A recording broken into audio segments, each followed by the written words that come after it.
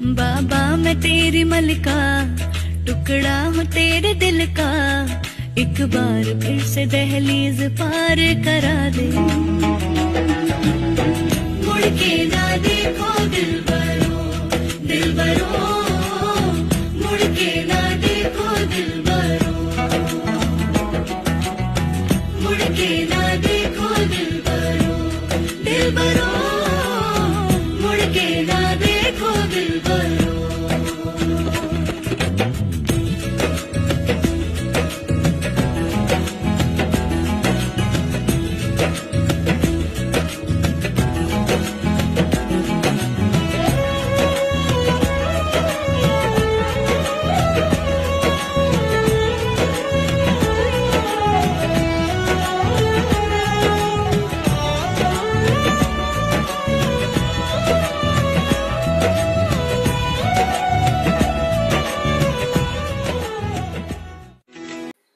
आज बाबांना जाऊन 18 वर्ष झालेत.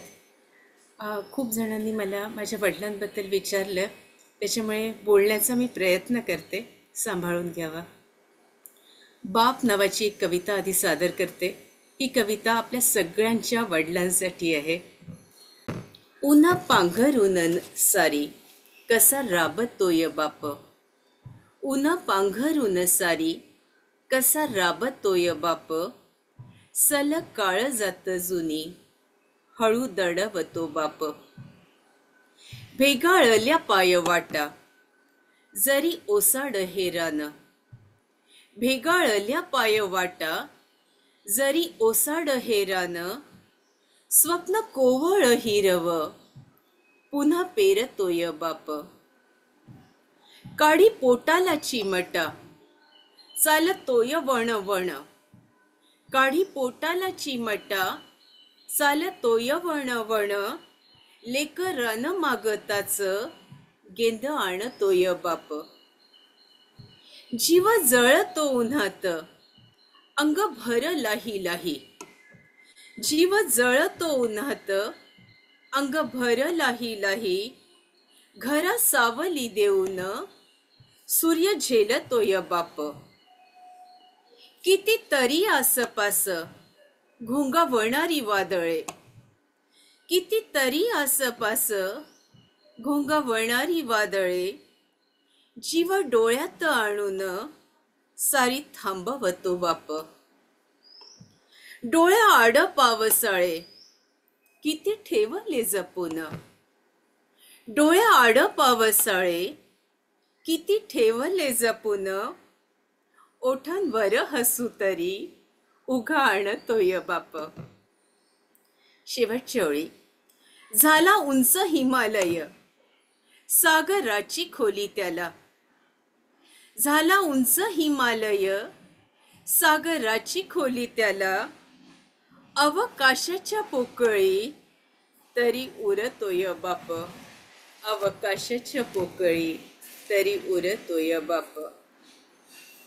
आज तीर्थरूप बाबांना जाऊन 18 वर्ष झालेत. त्यांना दंडवत प्रणाम करते आणि थोडं त्यांच्याबद्दल बोलण्याचा प्रयत्न करते. बाबांचा जन्म हा 10 मार्च 1936 रोजी फाल्गुन वद्य द्वितीया तुकाराम बीच. 5 वर्षांचे होते तेव्हा गीतेचे 18 अध्याय त्यांना मुखोद्गत होते. नागपूरला गीता जयंतीच्या दिवशी गीता प्रतिष्ठान या इमारतीत त्यांची परीक्षा घेण्यात आली आणि परीक्षा अशी होती की गीता पाठ आहे असं अनेक जण म्हणतात, पण ही परीक्षा अगदीच वेगळी होती की चौथा अध्याय त्याच्यातला 12वा श्लोक म्हण, 10वा अध्याय त्याच्यातला 3रा श्लोक म्हण, 17वा अध्याय त्याच्यातला 2रा म्हण, तर कधी 8वा म्हण, कधी 9वा म्हण, असा कुठलाही अध्याय आणि कुठलाही श्लोक आणि त्याच्यानंतर अन्वयार्थ पद पदच्छेद सांग अशी ही परीक्षा त्यांची घेण्यात आली होती. त्यांना एक चांदीचा बिल्ला आणि ओंजळभर चांदीचे रुपये त्यांच्या हातात ठेवण्यात आले होते, त्यांच्या ओंजळीत ठेवण्यात आले होते. ते आपल्या आजोळी म्हणजे हनुमानगड वर्धा इथे वाढलेत. प्राध्यापक श्रीधर विष्णू परांजपे आणि लक्ष्मीबाई परांजपे. आजोबा म्हणजेच श्रीधर विष्णू परांजपे हे मॉरिस कॉलेजला नागपूरला प्राध्यापक होते. त्यांनी नोकरी सोडून वर्धेच्या हनुमानगडावर तपश्चर्या केली. इथे श्री समर्थांचं अप्रतिम सुंदर मंदिर आहे, हे त्यांनी उभारलं. आणि त्यावेळी देशासाठी जे भूमिगत लोक होत होते, क्रांतिकारक होते, त्यांना मदत करण्याचं काम, अस्पृश्यता निवारण करण्याचं काम, असं अनेक कार्य त्यांनी मोठ्या प्रमाणावर केलेलं आहे. त्यांच्याबद्दल पुन्हा एकदा एखाद्या सेशनमधून आपल्यापर्यंत ही माहिती जरूर पोचवेल.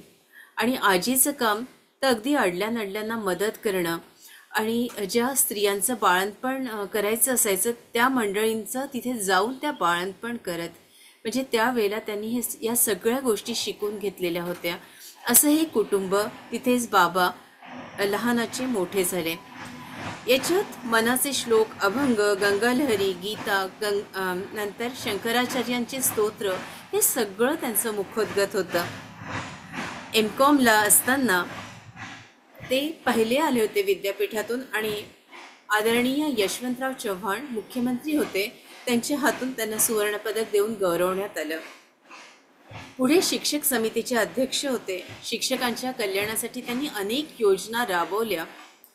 21 वर्ष मॅनेजमेंट बोर्डाचे चेअरमन आणि 2दा ते डीन म्हणून निवडून आले होते. लहानपणी मला जाणवायचं की बाकीचे जसे माझे मित्रमंडळी, त्यांचे आईवडील त्यांना घेऊन बाजारात जायचे, सर्कस दाखवायला, चित्रपट दाखवायला असं घेऊन जायचे, तसं माझं लहानपण कधी असं नव्हतंच. आई सदा कामात व्यस्त असायची. इतकी मंडळी येणारी होती की गॅसवरचं भांडं कधी चहाचं थांबलंच नव्हतं आणि ती सतत अन्नपूर्णा, त्याच्यामुळे स्वयंपाक करणं, घरच्यांचं येणाऱ्या जाणाऱ्यांचं बघणं आणि बाबा दिवसभर आपले टेबलवर बसलेले. तेव्हा त्यावेळेला तर मला खरं खूप वाईट वाटायचं की सगळ्यांची आईवडील घेऊन त्यांना बाहेर जातात पण मला कोणीच नेत नाही. पण नंतर जाणवलं की आपले वडील खूप वेगळे आहेत. दारावर कोणी आलं तर कधीच असं ते म्हणत नव्हते की भिकारी आला आणि त्याला घाल, असं नाही. काका आलेत, मामा आलेत, दादा आलेत असं आम्हाला शिकवलं जायचं आणि त्याच्यामुळे मामा आलेत बा, त्यांना मी नेऊन देते, असं कुठल्याही संबोधन आम्ही त्यांच्यासाठी वापरत असू. कधी आताच्या मुलांसारखं संस्कार केंद्र वगैरे हे आम्हाला कधी ठाऊकच नव्हतं, कारण आमचं घर विसावा हेच आमचं एक उत्तम संस्कार केंद्र होतं. लहानपणापासून मला खूप आवडायचं की पाणी द्यायला, सगळ्यांना पाणी द्यायचं काम माझं होतं. तर त्याच्यामुळे बाबा लिहित बसायचे आणि मी अधूनमधून त्यांना म्हणायचे, बाबा थंड पाणी पिता? तेव्हा म्हणायची, आली माझी माय, तू माझी कोण होती ग लहान मागच्या जन्मी? आणि मग हळूच विचारायची, बेटा तू आता कुठल्या वर्गात आहेस? म्हणजे बाबांना मी कुठल्या वर्गात आहे हे सुद्धा माहिती नसायचं, इतकं ते त्यांच्या कामात स्वतःला झोकून देत.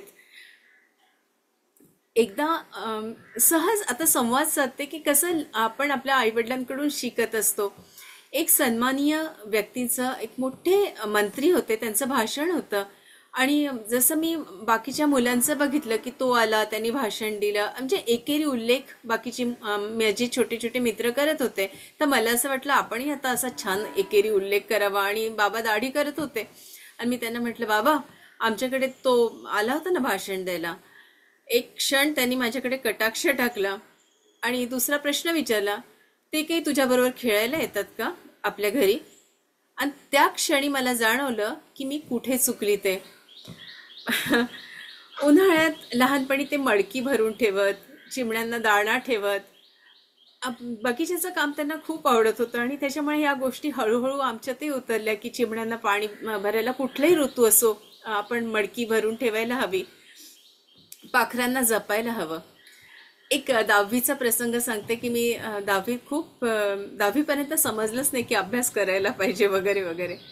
तर 10वीत मला 50% 50 पॉईंट काहीतरी समथिंग 52 वगैरे असे मार्क्स होते आणि आई प्रचंड आता उदास झाली होती की बापरे आता या पोरीचं कसं करायचं, ही पोरगी कुठे आणि कुठल्या ह्याला शिकवायची, आता फॅकल्टीला हिला कोण ॲडमिशन देईल, इथपासूनच आई खूप उदास होती, खूप दुःखी होऊन गेली होती. मला असं वाटलं, अरे देवा आता कसं होईल माझं, आता बाबा काय म्हणतील, म्हणजे आईच इतकी दुःखी तर बाबा किती दुःखी होतील. तर बाबा नागपूरला गेले होते आणि घरी आले तेव्हा मला विचारलं की काय म्हणतेस बेटू, कशी आहेस, लागला का रिझल्ट तुझा? हो ना बाबा, अगदी खाली मान टाकून पाणी त्यांच्या हातात दिलं नेहमीप्रमाणे. आज मात्र माझी मान खूप खाली होती, म्हटलं बाबा मला 50.52% मार्क्स मिळाले.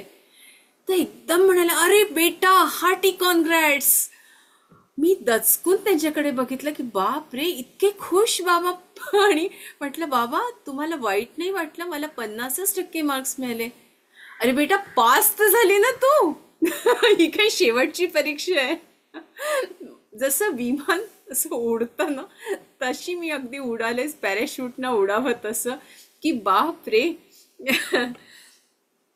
1988 सालची गोष्ट मला आठवते. माझ्या मोठ्या बहिणीचं साक्षगंध होतं आणि ती तारीख ठरली होती. घरी आईची आई म्हणजे सुलोचना बाई चोबे या आजारी होत्या, अंथरुणाला खिळल्या होत्या.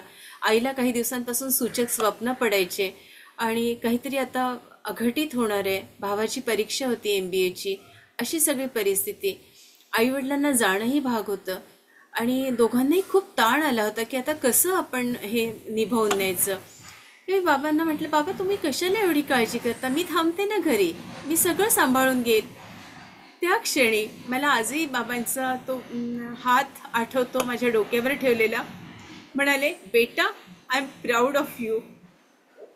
त्या क्षणी ठरवलं की शेवटच्या क्षणापर्यंत आपण बाबांचं प्राऊड म्हणूनच जगायचं. मला क्षमा करा आज थोडंसं मला भरून येतंय.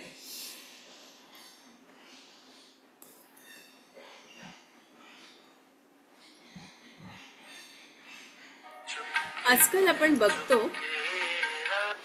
ताई मी थोड्या वेळात फोन करते, सेशन घेते, मला क्षमा करावी.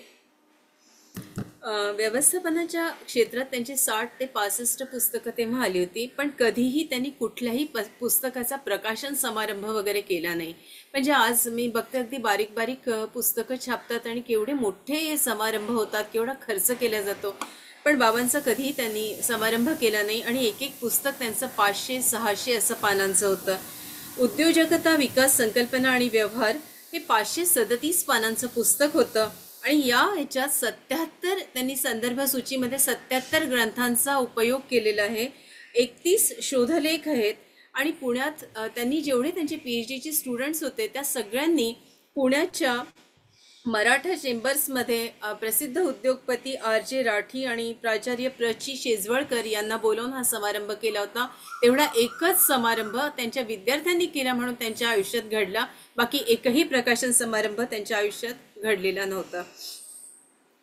लहानपणी मला एक आणखीन किस्सा आठवतो की मला लुटूपुटू म्हणायचे प्रेमाने.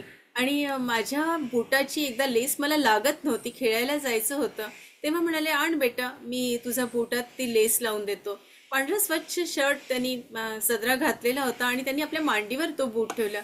मी एकदम म्हटलं बाबा तो काळा काळा बूट, तुमचा सदरा काळा होईल ना. म्हणाले बेटा तुझा बूट आहे, झाला तर झाला. म्हणजे आपल्या मुलीला जपणं ते कुठल्या असे मला कधी वाटायचं की बाबा इतके रागीट आहेत. रागीट म्हणजे ते फार कमी बोलत आणि त्यांना राग यायचा पण मोजक्या शब्दात ते व्यक्त होत आणि कमी बोलणाऱ्या माणसाचा नेहमी सन्मान होतो. तर त्याच्यामुळे धाक, एक आदरयुक्त भीती त्यांच्याबद्दल नेहमी असायची. असं वाटायचं की बाबा आपल्याला रागवायला नको. त्याच्यामुळे खूप त्यांना मी प्रयत्न करायची की मी माझ्या बाबांना कसं जपू शकेल, की माझ्या बाबांना कधीच रागवायला नको, त्यांना राग यायला नको. एक प्रसंग सांगते की नागपूरच्या धनवटे महाविद्यालयात ते गेले होते आणि त्यांची जी पुस्तकं आहेत, आपण कुठेही महाराष्ट्रात बघा 11वी पासून MCOM पर्यंत त्यांनी पुस्तकं लिहिली आहेत आणि बहुतांशी सगळ्याच विषयावर, अकाउंटन्सी सोडलं तर अकाउंटन्सीवर त्यांचं एकच पुस्तक आहे को ऑथर म्हणून. तर 11वी पासून MCOM पर्यंत त्यांनी पुस्तकं लिहिली आहेत आणि इथे लायब्ररीमध्ये ते बसले होते. एक मोठी रांग विद्यार्थ्यांची होती आणि ती जी मुलं होती ते प्रत्येक जण म्हणत होतं की 11वीचा विषयाचं कधीही नाव न घेता 11वीचे डॉक्टर देशमुख द्या, फर्स्ट इयरचे डॉक्टर देशमुख द्या, MCOM सेकंड इयरचे डॉक्टर देशमुख, BCOM थर्ड इयरचे डॉक्टर देशमुख. म्हणजे त्या विषयाचं नाव न घेता त्या फक्त त्यांचं कुठला वर्ग आणि डॉक्टर देशमुख हे एकच पुस्तक. आज अजूनही त्यांची पुस्तकांना तेवढंच हे आहे की बाकीचे पुस्तकं, बाकीच्या लेखकांची पुस्तकं तितकी ॲक्सेप्ट केल्या जात नाही. आजही त्यांची पुस्तकं तेवढ्याच आदराने आणि प्रेमाने विद्यार्थी वाचतात आणि म्हणतात इतकी सोपी भाषा, इतके कठीण आणि गहन विषय फक्त डॉक्टर प्रभाकर देशमुखच लिहू शकतात. मी जेव्हा शिक्षिका म्हणून आपल्या आयुष्याला सुरुवात केली आणि शिक्षकाचा पेशा जेव्हा मी ठरवलं की मी आता या पेशातच पुढची वारसदार ना बाबांची, तर त्याच्यामुळे याच पेशात मी काम करेन. तर तेव्हा मला म्हणाले की बेटा, आपण कसे कपडे घालतो यापेक्षा आपण कसं शिकवतो याला खूप महत्त्व आहे, आणि रोजचा दिवस हा तुझा शेवटचा दिवस असं समजून तू दे. तर हे मला वाक्य त्यांचं खूप आवडलं आणि मी हृदयात लिहून ठेवलं आणि तसंच अजूनही वागण्याचा प्रयत्न करते. गंमत एक सांगते की शेजारी नावाची कविता लिहिली होती आम्ही. एकमेकांशी खूप शेअरिंग आमचं असायचं घरी. रोज रात्री जेवताना एक चर्चासत्रच असायचं की दिवस कसा गेला आणि आज आपण काय शिकलो, आणि सगळ्यात शेवटचं मत असायचं ते बाबांचं असायचं. ते एक दिवस मी कविता सादर केली आणि बाबांना म्हणून दाखवली. त्याची काही ओळी आपल्याला शेअर करते की वय झालं तर काय झालं, गळले वा पिकले असतील जरा केस म्हणून काय झालं. वय झालं तर काय झालं, गळले वा पिकले असतील जरा केस म्हणून काय झालं. मनानं पुन्हा एकदा हिरवगार व्हावं आणि जमलंच तर कुणावर नाही पण शेजारणीवर प्रेम करावं. अशी ही कविता होती. खूप जणांनी ही कविता खूप डोक्यावर घेतली आणि डोंबिवलीची एका, मला वाटतं जान्हवी असेल इथे, तर जान्हवी शिराळकर माझी मैत्रीण, तर ही कविता जेव्हा मी सादर केली तेव्हा एक माझेच कवी मित्र 60 वर्षाचे ते उभे राहिले आणि म्हणाले मी तुझ्या शेजारी येऊन राहतो. म्हणजे अशी खूप गमती जमती अशा घडल्या. असं काही गोष्टी मी ज्या त्यांनी कोट केल्या होत्या त्या आपल्यापर्यंत पोचवते की आपल्या मुलांच्यासाठी त्या नक्कीच उपयोगाच्या आहेत किंवा आपल्यासाठी खूप महत्त्वाचे आहे. ते म्हणत की मैत्री कोणाशी आपण करतो हे खूप महत्त्वाचं आहे. जर आपण चुकीच्या माणसांशी मैत्री केली तर आपण त्यांचं अनुकरण करतो आणि तसं वागायला लागतो. तर आपली आणि आपल्या मुलांची मैत्री ते म्हणजे कोणाच्या संपर्कात आहे याच्याबद्दल नेहमीच आपण खबरदारी घ्यायला हवी. कधीही असं ते असं बोलत नसत, म्हणजे चुकलं तर हेच तुमचं चुकलं अशा पद्धतीने ते बोलत नसत. एक गोष्ट सांगते की लहानपणी मी त्यांच्या खोलीसाठी अभ्यासिकेसाठी एक पडदा शिवला. मला खरं तर शिवण्याचं काम अजिबात येत नाही. माझी बहीण अतिशय उत्तम कलाकार आहे सगळ्या बाबतीत, पण मला आईकडून हा काही गुण मिळाला नाही. त्याच्यामुळे तो जो पडदा शिवला त्याच्यावर मला असं वाटलं मी एवढी मेहनत केली, यांनी माझी तारीफ करायला हवी. आणि मी विचारलं की मी कसा शिवला पडदा. त्याच्यावर ते म्हणाले की बेटा, 4 वर्षाच्या मुलीनं 7 वर्षाच्या मुलीचा फ्रॉक घालावा तसा पडदा झालाय. ते काय समजायचं ते मी समजून गेले. एकदा एक वृद्ध भिकारी आले होते दारावर आणि म्हणाले कोण आलं. बघ आजोबा आलेत आणि थंडीनं कुडकुडत होते. आमचं घर काही असं खूप सधन नव्हतं, म्हणजे आजीची पेन्शन आणि वडिलांची जे काही हे होतं पगार, तेव्हा शिक्षकांना काही प्राध्यापकांना खूप पगारही नव्हते. तर मोजके पांघरुणं मोजके अंथरुणं असं सगळं मोजकं असायचं. तर त्यांनी एक काळ्या रंगाचं ब्लँकेट घेतलं आणि मला म्हणाले की बेटा बघ तुझी आई कुठे आहे. म्हटलं स्वयंपाकघरात आहे. तर ते ब्लँकेट त्यांनी पटकन त्यांना नेऊन दिलं त्या आजोबांना आणि म्हणाले की हे घे बाबा आणि पटकन पळ इथून. ते आजोबा आपले नमस्कार करत होते कारण इतकं सुंदर ब्लँकेट. म्हणाले पळ पळ, माझी बायको आहे ती येईल. आणि आई कित्येक दिवस ते ब्लँकेट बिचारी शोधत होती की आता पांघरुणं कमी पडतात, कुठं गेले ब्लँकेट. पण शेवटी मीच सांगितलं की आई ते ब्लँकेट बाबांनी असं देऊन टाकलं आणि मग बिचारीचा शोध तो ब्लँकेटाचा थांबला. दुसऱ्याची वस्तू घेऊ नये, कधीही कोणाचा एक पैसा घेऊ नये असं त्यांनी जे लहानपणी संस्कार केले. एक गोष्ट सांगते की पंजाब नॅशनल बँकेत आई आणि भाऊ काहीतरी लॉकरचं काम होतं, ठेवायचं काढायचं होतं. आणि ते जेव्हा आत गेले तेव्हा त्यांनी बघितलं की तिथे मागचा जो माणूस होता त्यांनी खूप सारी त्यांचं सोनं नाणं काढलं आणि तिथेच त्या खुर्चीत ठेवलं होतं. या दोघांनी ते बघितलं आणि ताबडतोब मॅनेजरला सांगितलं की खूप सारा ऐवज इथे आहे. तो लाखो करोडोचा ऐवज होता. मॅनेजरनी लगेच सगळ्यांच्या समोर ते उघडलं आणि त्या माणसाला फोन करून त्याला हँडओव्हर केलं. पण ह्या ज्या छोट्या छोट्या गोष्टी असतात ना, याचा आपल्यावर खूप परिणाम होतो की आपल्या आई वडील जेव्हा आपल्याला असं शिकवतात की दुसऱ्याची काही वस्तू घेता कामा नये, ते इतकंसं सुद्धा आपल्याला घेण्याचा मोह होत नाही. बाबा म्हणत की बेटा साधना आपली कधीच संपत नसते. आणि मी माझ्या आजीचंही बघायची की आजी जवळजवळ 90-91 वर्षाची होती, पण तरी ती म्हणजे पेपरमधून कात्रणं काढायची, चिकटवून ठेवायची, वाचायची. तसं बाबांचंही होतं. बाबाही सातत्यानं लिहित असत, वाचत असत. तर आपण रोज काय घेतो, काय शिकतो, हे खूप महत्त्वाचं आहे. तर अल्बर्ट आईन्स्टाईनचं मला एक वाक्य आठवतं की डॉक्टर अल्बर्ट आईन्स्टाईन यांचं नाव खूप जगात झालं होतं, पण ते आता कोण आहेत हे बघायला डॉक्टर जोसेफ नावाचे एक व्यक्ती त्यांना शोधत शोधत त्यांच्या प्रयोगशाळेत आले. आणि मग ही व्यक्ती त्यांच्याजवळ गेली. त्यांना माहिती नव्हतं हे अल्बर्ट आईन्स्टाईन आहे. तर ती खाकरली आणि म्हणाली, excuse me, my self doctor Joseph, I am professor of physics. Einstein हातातला पेन त्यांनी खाली ठेवला आणि त्यांनी शेकहँड केला आणि म्हणाले, yes doctor Joseph, glad to meet you. My self Albert Einstein, student of physics. तर हे जे उदाहरण होतं हे बाबांकडून मी जेव्हा शिकली तेव्हा बाबा आयुष्यभर कधीही असं म्हणाले नाही की मी देशमुख सर वगैरे. आपण फोनवर खूप जण बोलतात की मी अमकी तमकी मॅडम, अमकी तमकी सर करून बोलतात, पण बाबांनी कधीही स्वतःला सर वगैरे लावून घेतलं नाही. ते एक विद्यार्थी म्हणूनच ते आयुष्यभर जगले. एक शेवटचं वाक्य सांगते आणि आपली रजा घेते की बाबा म्हणायचे की बेटा, हातात मोजकेच पत्ते असतात, पण त्याच्या हातात जी पत्ते असतात ना, योग्य वेळी योग्य पत्ता आपल्याला टाकता यायला हवा आणि ती कला आपल्याजवळ असायला हवी. मला वाटतं असे अनेक प्रसंग आयुष्यात आले, पण योग्य पत्ता योग्य वेळी टाकण्याचं काम नेहमी केलं. बाबा, जिथे कुठे तुम्ही असाल तिथून तुम्हाला आशीर्वाद मागते आणि शेवटपर्यंत, शेवटच्या श्वासापर्यंत तुम्ही जे मला शिकवलं ते कसोशीनं वागण्याचा प्रयत्न करण्याचं आज इथे आपल्याला वचन देते आणि सेशनला सुरुवात करते. मी आपल्या सगळ्यांना नमस्कार करते आणि आजच्या सेशनला सुरुवात करते. 9 वाजलेत, 9:01.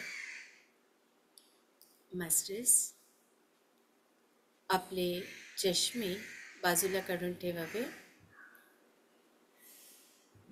एकदम शांत व्हावं, एकदम शांत.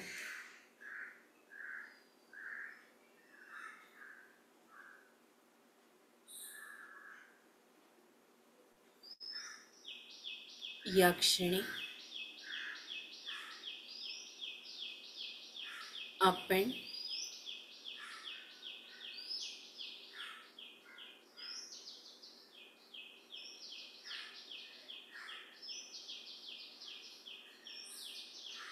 मर्कबा पिरॅमिड खाली बसलो आहोत. मास्टर्स,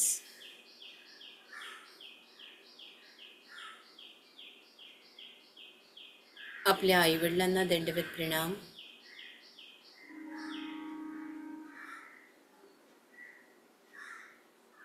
गुरूंना दंडवत प्रणाम.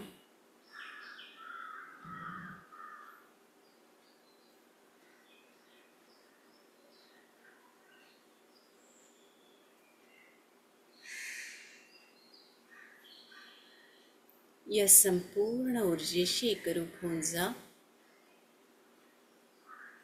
मास्टर्स, ही ऊर्जा आपल्या स्पाईनमधून वाहणारी आहे.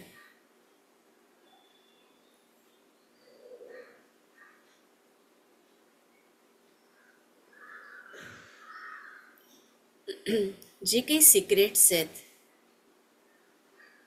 आपल्या पूर्वजांनी त्यांच्या आयुष्यात मिळवलेले,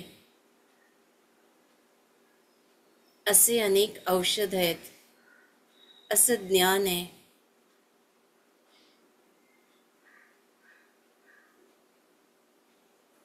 अशा अनेक गोष्टी आहेत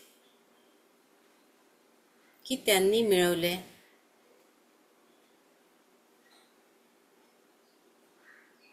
पण ते काळाच्या ओघात हरवल्या गेलं. मास्टर्स, या ऊर्जेशी आज आपल्याला कनेक्ट करते.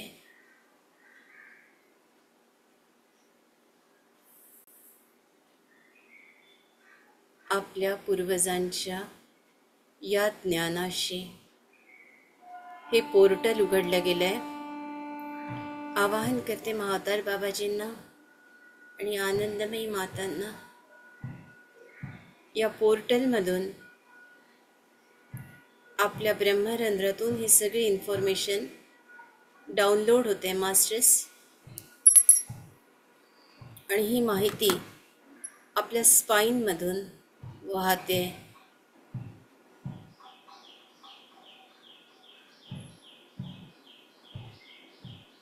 अनेक मेसेजेस आहेत की जे त्यांना द्यायचे होते तुम्हाला.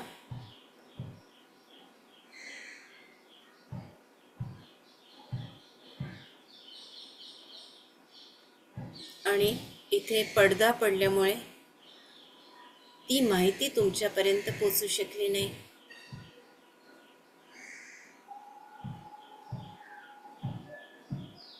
मास्टर्स, ते सारे पडदे हटले आहेत. पूर्ण विश्वास ठेवा आजच्या ध्यानावर. हे पोर्टल जे आहे हे उघडलं गेलंय.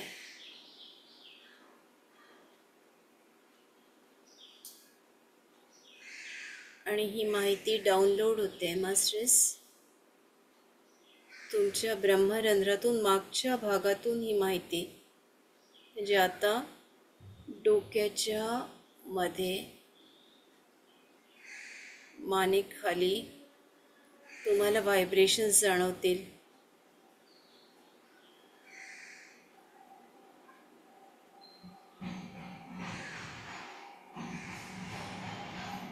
ही संपूर्ण माहिती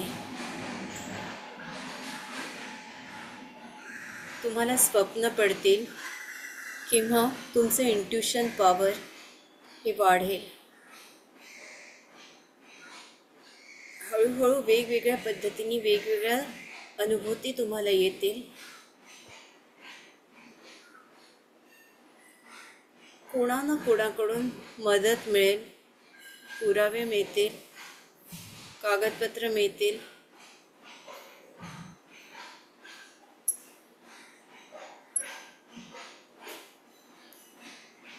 काही घरांमध्ये होमिओपॅथीचा खूप अभ्यास केला गेला, आयुर्वेदाचा गेला, आणि नंतर त्या व्यक्तींच्या जाण्यानंतर खूप काही काही गोष्टी दिसतात आहे मास्टर्स. त्यांना वाटत होतं की पुढच्या पिढीनं काहीतरी करावं.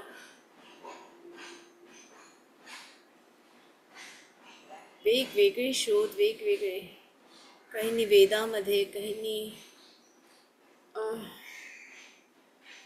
म्हणजे मेकॅनिझममध्ये सुद्धा घड्याळं कशी बनवायची,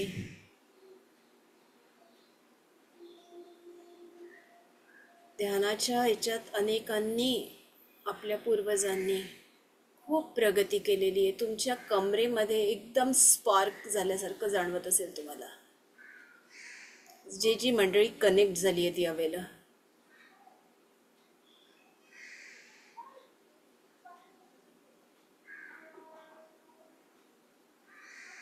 आजचं अद्भुत आहे मास्टर्स. देणारी महातार बाबाजी आहेत. मी फक्त माध्यम आहे. I am a postman.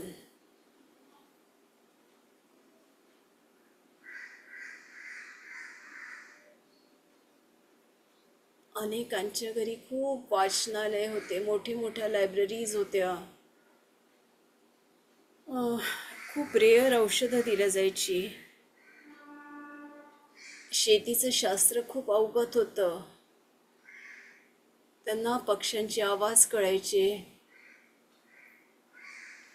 कोण काय म्हणतंय ते सगळी बोलीभाषा यायची.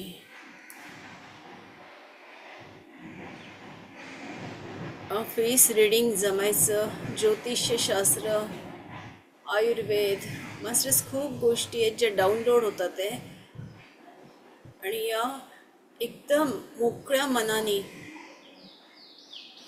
ॲक्सेप्टेड ॲक्सेप्टेड ॲक्सेप्टेड त्या डाउनलोड हो गया.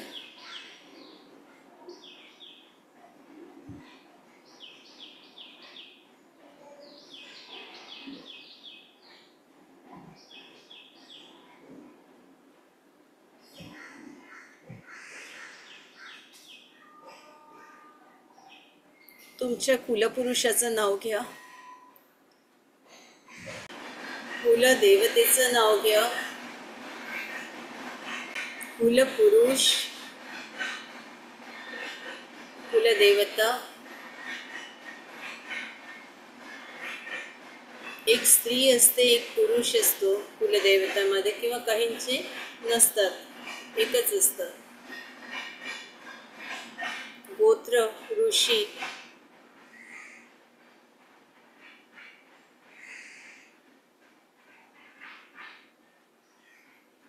इन्फॉर्मेशन डाउनलोड होते मास्टर्स.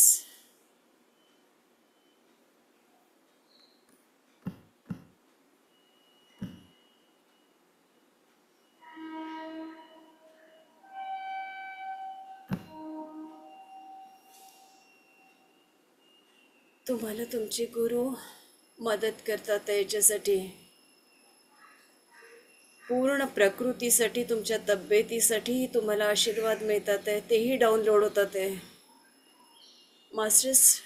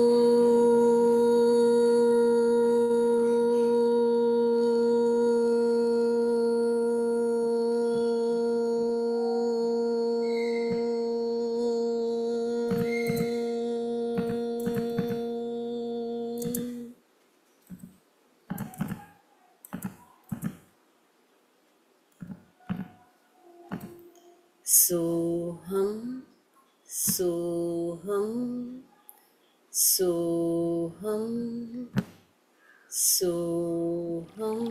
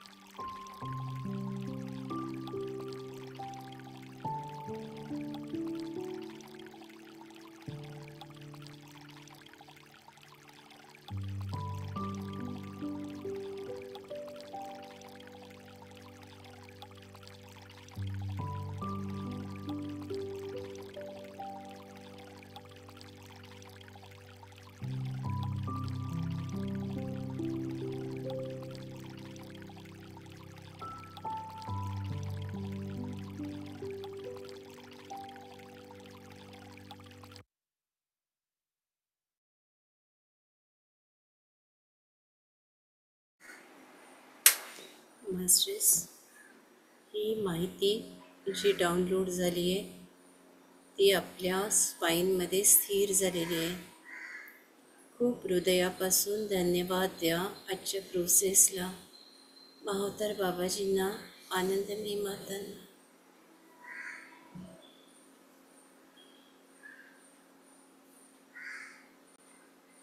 आपल्या संपूर्ण गुरुतत्वाला, महादेव आणि महादेवींना.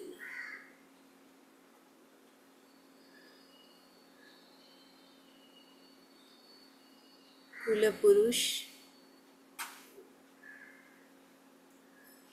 त्याच्यानंतर कुलदेवता,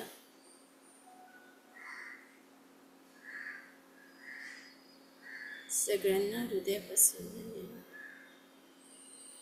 ज्यांना ज्यांना आपण आवाहन केलं होतं, सूर्यनारायण भगवान,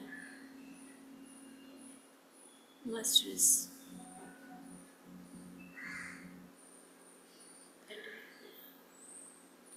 चैतन्य तिकडे यावं. मास्टर्स, दोन्ही हात आपल्या सुंदर डोळ्यांवर.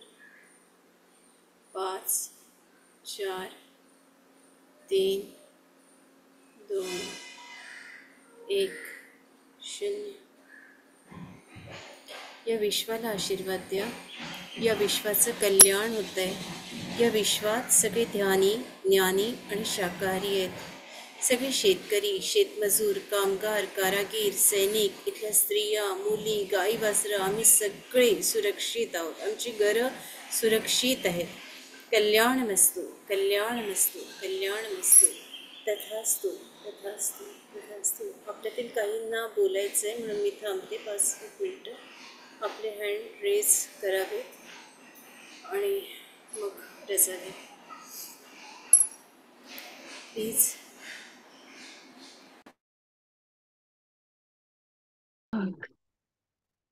ऋताताई, आजचं तुमचं बोलणं खूपच सुंदर होतं. वडिलांना, तुमच्या वडिलांबरोबर आमच्या वडिलांना पण आम्ही भेटून आलो ह्याच्यामध्ये. सगळ्यात आणि असं म्हणालात ना तुम्ही की आपण चांगल्या माणसांबरोबर आहोत की नाही हे आपल्याला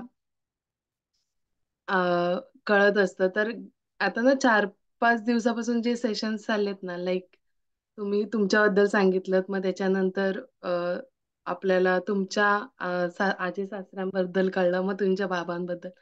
तर खरंच असं वाटलं की खरंच आपण एक छान छान माणसांच्या सराउंडेड आहोत आणि खूप सुंदर त्याचा इफेक्ट आपल्यावर होतोय. म्हणजे ऑफकोर्स आपण चांगल्या माणसांमध्ये असतो, पण अजून चांगल्या माणसांमध्ये आहोत हे कळल्यावर. आणि इट्स अनबिलिव्हेबल की मला नव्हतं वाटलं की मी आयुष्यात कधी अशा लोकांमध्ये किंवा अशा लोकांना भेटेन. इट्स ऑनलाईन असलं तरी सुद्धा असं कधी वाटलं नव्हतं की मी अशा लोकांना कधी भेटेन.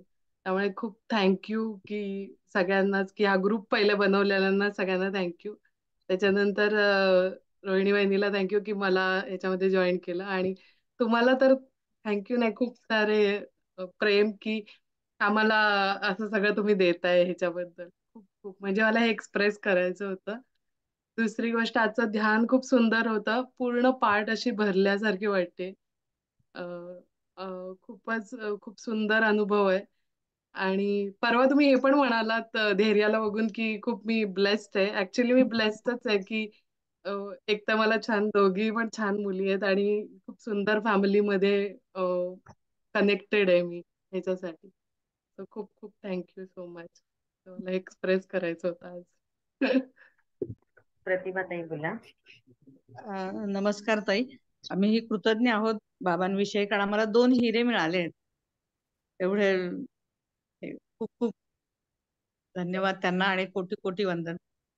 आम्ही खूप आज एवढ्या छान माणसांना त्यांच्यामुळे आम्ही भेटलेलो आहोत आणि त्यांच्या जे काही आहेत गोष्टी, त्यांच्यातले गुण ते तुमच्या मार्फत आम्हालाही पोचत आहेत. आणि आज मला ध्यान पण खूप छान लागलं होतं आणि शेवटी ध्यानाच्या मला पांडुरंगाचा वरचा मुकुट आणि वरचा जो मस्तकाचा भाग आहे तो दिसला. असं खूप छान ध्यान लागलं होतं. आणि बाबांना नमस्कार, कोटी कोटी वंदन. खूप धन्यवाद. नमस्कार ऋताताई. आजचं ध्यान इतकं खूप थोड्याच वेळ ध्यान होतं, पण खूप छान झालं. खूप छान अनुभव आले. खूप वेगळंच लेव्हलवर पण अनुभव आले. आणि दुसरं एक गोष्ट अजून सांगायची म्हणजे आता आज मी किती दिवसांनंतर ॲक्चुअली ध्यानामध्ये आले. काय जसा वेळ मिळतो तसा कामाचं, घरचं सगळा व्याप हे करून थोडं जमत नव्हतं आणि आज किती दिवसांनी मी ध्यानाला आले. आणि विशेष म्हणजे आज जेव्हा आपलं सुरुवातीला ध्यान हे ग्रुप जॉइन केलं, तेव्हा काही महिन्यानंतर मला एक स्वप्नही पडलं होतं. ते मी तुमच्या आईंसोबत पण शेअर केलं, की तुमचे दोघी आई-वडील स्वप्नात आले होते आणि तरुणपणाचे असे ते स्वप्नात आले होते. आणि आज विशेष म्हणजे आज इतक्या दिवसांनी मी ध्यान जॉइन केलं आणि तुम्ही तुमच्या वडिलांबद्दलच माहिती दिली. तर ते मला खूप चांगलं वाटलं आणि असं वाटलं कसं म्हणजे हा योगायोगच कसा म्हणजे हे असं चांगलं वाटलं मला. त्याच्यामुळे छान ध्यान झालं आणि धन्यवाद ऋताताई, अनघाताई तुमच्या दोघींना पण. अनुपमाताई बोला. हो बोलते. आत्ममनन ऋचाताई, आपले आई बाबा हे खरंच महान आहेत आणि इतके उच्च कोटीचे संस्कार आणि वारसा लाभलेलं हे सगळं म्हणजे किती आपण भाग्यवान आहोत आणि आम्ही आपल्यामुळे भाग्यवान आहोत हे खूप जाणवलं. आणि शतकोटी प्रणाम करते आपल्या आई बाबांना, आपल्याला, सर्वांना. नमस्कार, मी बोलू? बोला ताई? सुजाताताई. हा हा हा नमस्कार ऋताताई. आजचं तुम्ही जो सुरुवातीला वडिलांची ओळख करून दिली आम्हाला आम्हाला खूपच भावली आणि असं जाणवलं की कसं पिढ्यानपिढ्या असं एखादं घराणं असतं की तिथे फक्त जगाच्या कल्याणासाठीच व्यक्ती जन्माला येतात असं मला जाणवतंय आपल्या घरात आपल्या घराण्याबाबत. तुमच्या आई वडीलही खूप आई तर आता आश्रम चालवतात. परत वडिलांची एवढी म्हणजे प्राध्यापक असताना ते तुम्ही त्यांची संपूर्ण कारकीर्द आज उभी केलीत त्याच्यातून ते पण जगाच्या कल्याणासाठी किती झटत होते आणि किती सचोटीने त्यांचं आयुष्य पूर्ण होतं आणि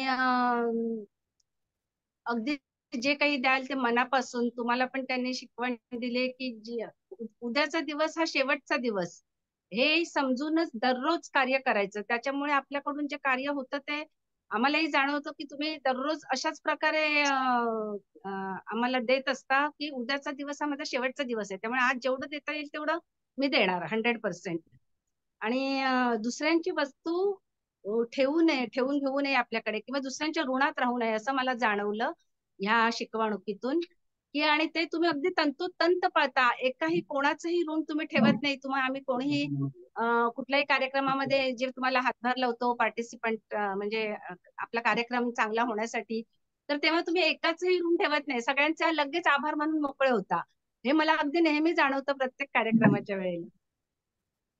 तसंच दारावर येणाऱ्या प्रत्येक व्यक्तीला काका मामा असं संबोधून त्यांना आदरपूर्वक हे करून त्यांना जे काय आपल्याला द्यायचंय ते अगदी अतिशय मानाने त्यांना द्यायचं. अगदी हे एक नवीन शिकलो आम्ही. आणि योग्य वेळी योग्य पत्ता. तर तुमच्या वडिलांनी तुम्हाला शिकवणी दिल्या त्या सुद्धा कशा अशा त्या वेळी योग्य ते तुमच्या मनावर बिंबवलं आणि त्याच्यातूनच तुम्ही शिकलात. असं उद्देशाचे डोस पाजत राहायचं इतर आई वडील करतात तसं म्हणजे असंच सांगायचं मोगमपणे वगैरे असं न करता ऍक्च्युअली प्रॅक्टिकल पणे त्यांनी ते सगळं सांगितलं.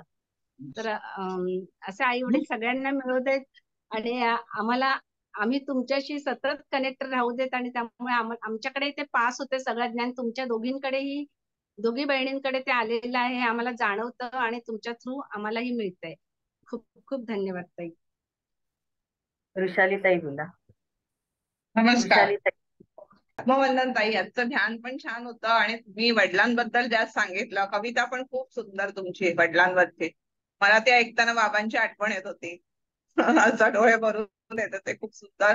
आणि अशा वडिलांच्या पोटी तुम्ही जन्म घेतलेला आहे. तुम्ही खरंच भाग्यवान आहात दोघी ताई, अनघाताई आणि ऋताताई. खूप भाग्य आहे तुमचं आणि तो वारसा खरंच तुम्ही पुढे परत चालवताय. एवढी मॅनेजमेंटचा जो वडिलांचं कार्य होतं पुस्तकं लिहिली त्यांनी प्राध्यापक जे केलं ते ताई खरंच तो परत वारसा पुढे चालवतायत आणि आपल्याला ते त्यांचं हे जे ज्ञान आहे अनमोल हे सगळं आपल्याला देतायत समाजासाठी करतायत.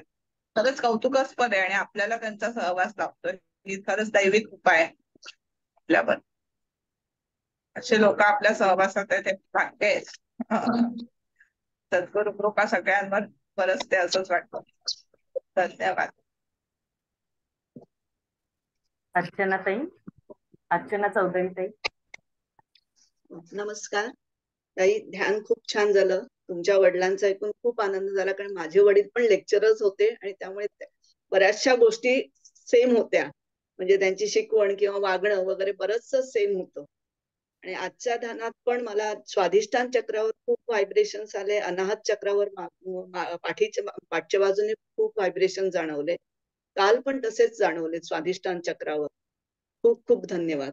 खूप छान झालं ते. हा, नमस्कार ऋताताई. आज आपली दिलेली जी माहिती होती ती खरंच खूप छान होती. तुमच्या वडिलांनी जे तुम्हाला बूस्ट केलं, खरं सांगायचं तर तुम्ही त्यांना रिझल्ट सांगताना ती खरोखरच वडिलांनी दिलेलं जी काही तुम्हाला एनकरेजमेंट आहे ती नोंद घेण्यासारखी आहे. आणि खऱ्या अर्थाने वडिलांची भूमिका त्यांनी ती उत्तमरित्या ती पार पाडली आहे आणि इतकी सुंदर आठवण तुम्ही सांगितलीत. आणि अर्थातच तुम्हाला त्यांच्याकडून मिळालेले संस्कार हेही प्रशंसनीय आहेत आणि त्यामुळे तुम्ही इतक्या चांगल्या घडलात आणि आम्हाला त्याचा फायदा आज होतो आहे. हे याबद्दल धन्यवाद तुमच्या वडिलांना त्या आणि अर्थातच तुमच्या मातोश्रींना सुद्धा. बरं, मला एक माहिती विचारायची आहे ऋताताई. हॅलो हॅलो हॅलो बोला, ऐकायला येतंय ताई, बोला. ऐकते. मला एक माहिती अशी विचारायची आहे ऋताताई आपल्याला. विदर्भातील आप्पासाहेब खापर्डे तुमच्या जवळच्यांपैकी कोणी आहेत का? त्या मी इंटरनेटवर माहिती वाचण्यात आली. त्यांनी 1924 साली अमरावतीमध्ये विदर्भ साहित्य संघाची स्थापना केली आणि ही आद्य संस्था नंतर आप्पासाहेब नाव नाही त्यांचं नाव अण्णासाहेब आहे. अण्णासाहेब बळवंत गणेश खापर्डे माझ्या आजी सासरे. त्यांनी विदर्भ साहित्य संघाची स्थापना केली. 100 वर्ष झाले. जी विदर्भ साहित्य संघ आहे नागपूरला, तिथे त्यांचा पुतळा आहे. हा, आणि ती आपल्या वाड्यात, खापर्डे वाड्यातच ती स्थापना झाली होती. अच्छा, ती अजूनही नागपूरला ती कार्यरत आहे संस्था असं वाटतं. हो, खूप धन्यवाद. आणि खरंच फार काय इतके सुंदर संस्कार तुम्हाला मिळाले, त्याचा आम्हाला पुढे फायदा होतो आहे. याबद्दल खूप धन्यवाद. मी तुमच्यामुळे माझ्या वडिलांशी परत एकदा कनेक्ट झाले. माझे वडील डॉक्टर होते आणि खेडेगावात प्रॅक्टिस करत होते. तर त्याच्यामुळे मी ते सगळं अनुभवलेलं आहे की वडील त्यांचा हे म्हणून काम म्हणूनच लोकांना औषधं देत होते. पण त्याच्यातनं त्यावेळेला खेडेगावातनं जी लोक बरी व्हायची ती लोक आम्हाला एखाद्या मलिकेसारखे ट्रीट करायची. म्हणजे माझ्या वडिलांच्या औषधांमुळे माझे वडील तुमच्या वडिलांच्या एक्झॅक्टली अपोजिट. त्यांनी कधीही असं आमचं फार कौतुक वगैरे नाही, कारण दवाखाना खेडेगावात असल्यामुळे सतत बिझी असायचे, वेळच नसायचा. आणि जसं आई वडिलांमध्ये हे असतं, तर तशी माझ्या आईची भूमिका कायम माझ्या वडिलांनी निभावली. ते कधीही कडक नव्हते, एकदम मऊ. म्हणजे मला आईपेक्षा माझे वडील जास्त जवळचे आहेत खूप. आणि म्हणजे त्यावेळेला तुम्ही जसं म्हटलं की बाहेर नेत नव्हते, तसं प्रत्येक प्रोफेशनची काहीतरी लिमिटेशन्स असतात. तर पण त्या वयात आपल्याला कळत नसतं. तर मग असंच व्हायचं की माझे वडील मला एकच गोळी द्यायचे आणि परत काय मला गोळ्या लागायच्या नाहीत. कधी लागलं कधी, तर फारच कमी वेळा आम्हाला लागायचं घरात. पण त्यावेळेला ते असं वाटायचं की आपले बाबा आपल्याकडे नीट बघत नाहीत. बाकीच्या लोकांना कसं 3-4 दिवसाची औषधं देतात, 8 दिवसाची औषधं देतात, आपल्याला तसं करत नाहीत. त्याचा मला खूप वर्ष हे होता डोक्यात, असं ते राहिलेलं होतं. आणि आता जेव्हा एक मागच्याच महिन्यात अशी वेळ झाली की मला म्हणजे एका गोळीनी बरं होणार होतं, मला स्वतःला माहित होतं. पण तरीही डॉक्टर आपल्याला 3 गोळ्या देतात. तेव्हा मला माझ्या वडिलांची आठवण येत होती. ते सगळं अडकलेलं होतं, त्यात सगळं बाहेर पडलं. पहिलं लावलेलं गाणं पण खूप सुंदर होतं, खूपच छान, खूप भावलं. खूप म्हणजे माझं फेवरेटच गाणं आहे. पण ते बाहेर पडत नव्हतं. आज तुमच्यामुळे ती सगळी मी मोकळी झाले. खूप खूप धन्यवाद ताई. राधिका ताई.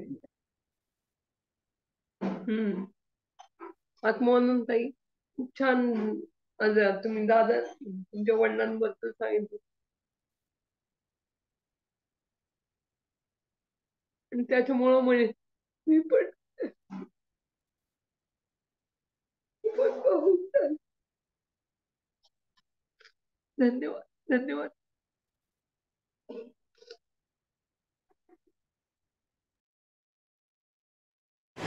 मी आपली सगळ्यांची रजा मागते. खूप खूप धन्यवाद. जय श्रीराम. भेटूया उद्या. Thank you very much.